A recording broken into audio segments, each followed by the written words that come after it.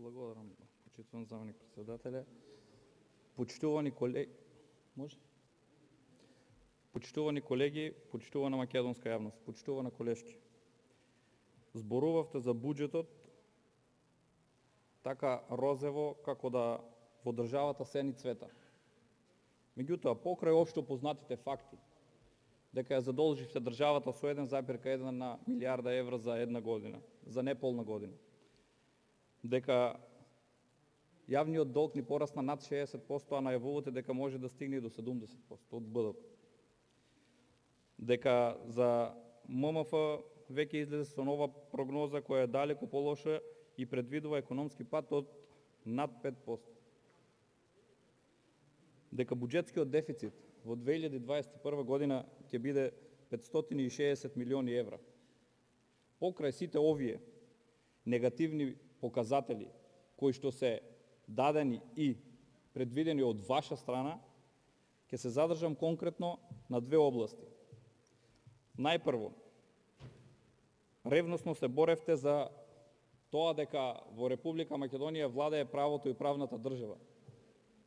Реформите во правосудниот систем, устите ви се полни секогаш во сите интервјуи и во сите говори, реформи во правосудниот систем, реформи во судството.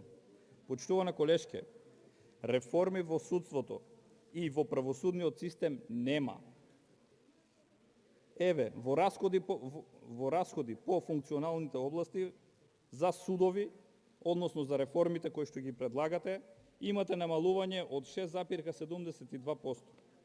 Односно, ова е најголемо намалување во однос на првичниот буџет за 2020 година, има во категоријата судови со 243 милиони денари помалку, односно се намалува за 6,72%. А најавувавте delivery unit тимови кои што ќе се борат против корупцијата. Па еве колешке, за борба против корупција и организиран криминал имате 0%, 0,00. Но сакам да ви напоменам, во земјоделието, каде што напоменавте дека ќе има многу инвестиции и се залагате за многу инвестиции, најголемо намалување на планираните средства има во категоријата земјоделство, шумарство, лов и риболов, односно 3.339 милиони денари помалку, односно планираните средства се намалени за 32,87%. Земјоделците ги оставивте на колена. Најголемата фабрика во Република Македонија, односно тутунопроизводителите, ги оставивте на колена. Секојдневно истите протестираат.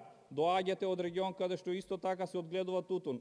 Поставете си го прашањето како ќе се појавите пред овие граѓани кои што мака мачат и чекат приходи да ги прехранат своите деца. Ги оставивте без приходи, секојдневно овие граѓани протестираат. Во ставките за земјоделие немате никакво покачување, туку ги намалувате ставките и ќе им го одземете приходот кој што со овој приход ги одгледуваат своите семејства.